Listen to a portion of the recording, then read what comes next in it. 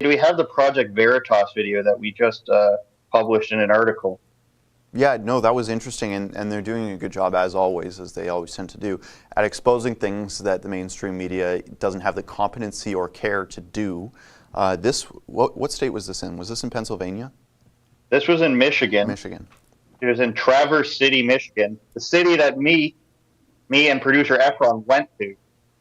Mm-hmm. So just a day after we were there was some mail-in voting fraud. Can we go to that, Justin? Yeah, let's watch that. Tell us where you work. I work in the Traverse City Post Office, more specifically the Barlow branch.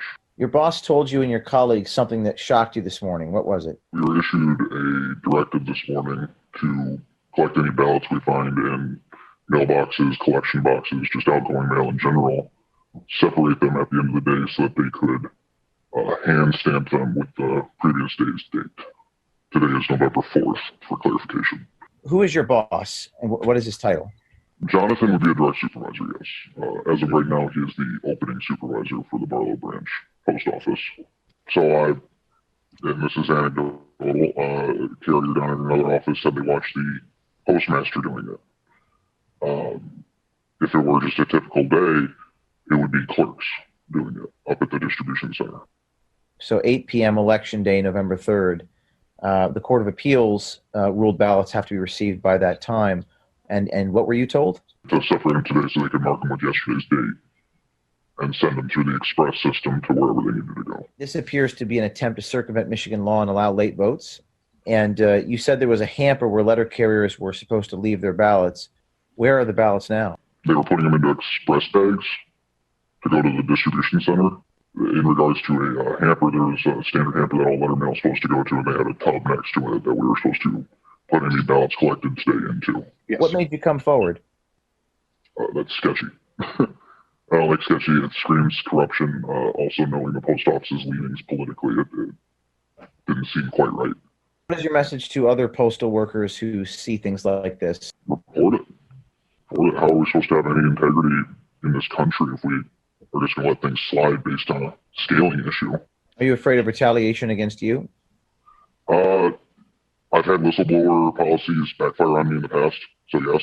We'll have to reach out to Jonathan Clark for comment. Hey, is this Jonathan?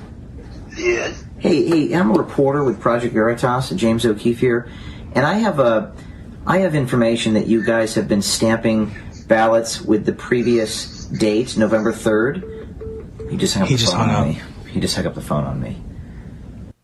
Isn't that Justin? If you look in the actual article that we published in Traverse City, Michigan, which is again where we were just a day before this happened for the Trump rally, Traverse County voted for Trump in 2016, not by too big of a margin. I just wanted to see what the exact numbers were here. But maybe they're trying to flip that there because a lot of the Michigan counties there are really, really close.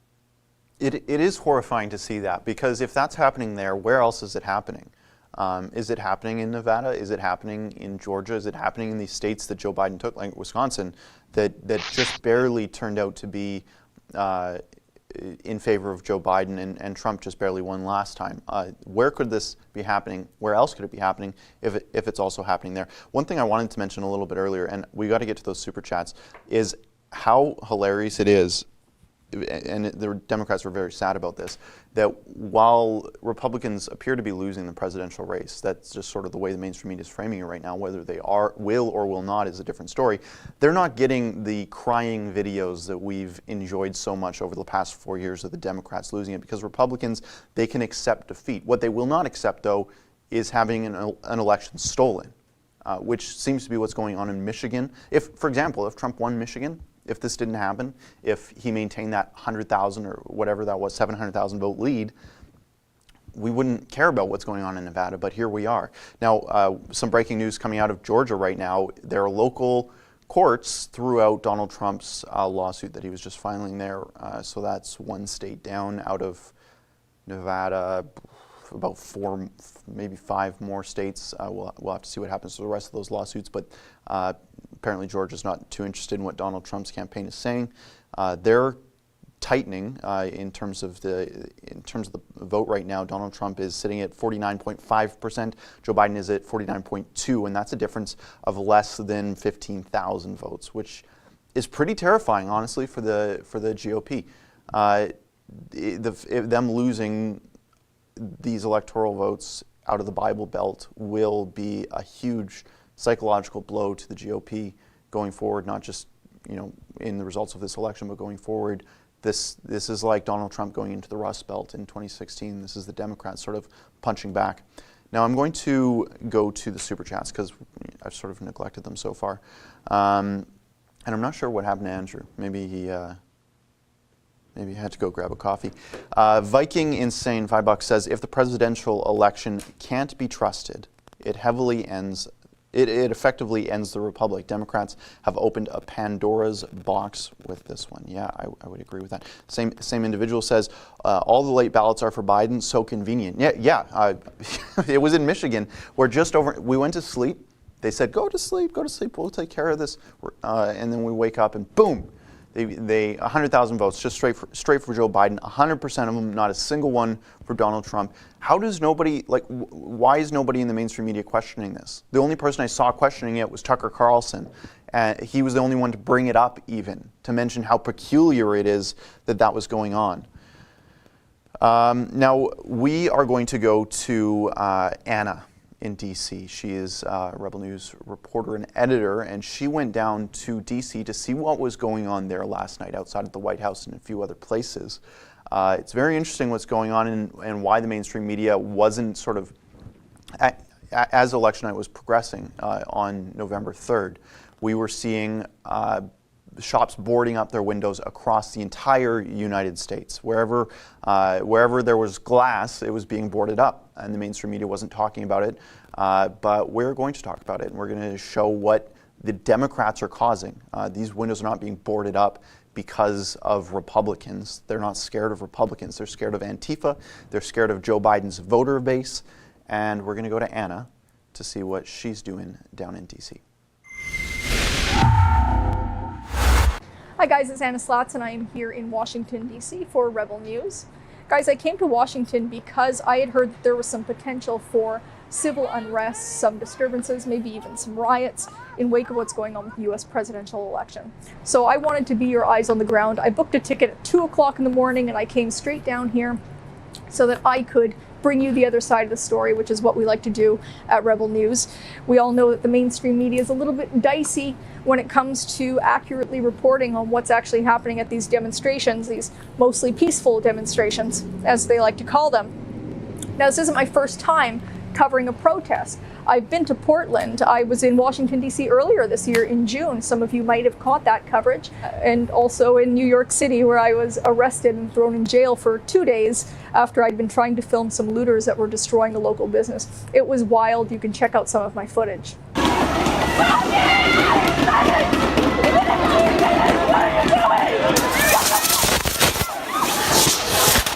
I'm going to hit the streets now, but if I can ask you guys to please visit rebel2020.com.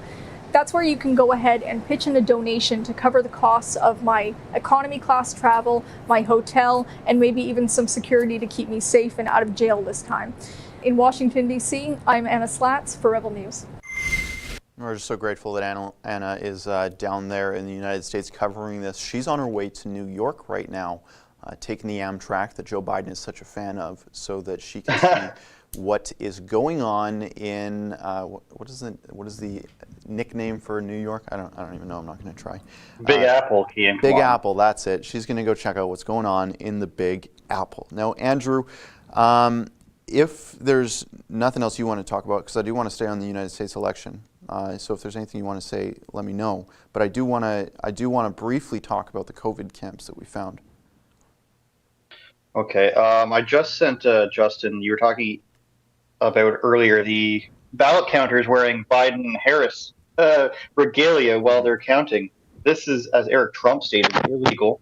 They're putting posters outside of places that are ballot stations, illegal. So they're doing all this even basic stuff where you're showing political leanings while you're working at these offices. These are poll workers in Philadelphia. Oh, we're having a great time supporting Biden and Harris, you guys, surely nothing could go wrong. Surely no anti-Trump people would ever do anything nefarious to make sure Trump doesn't win.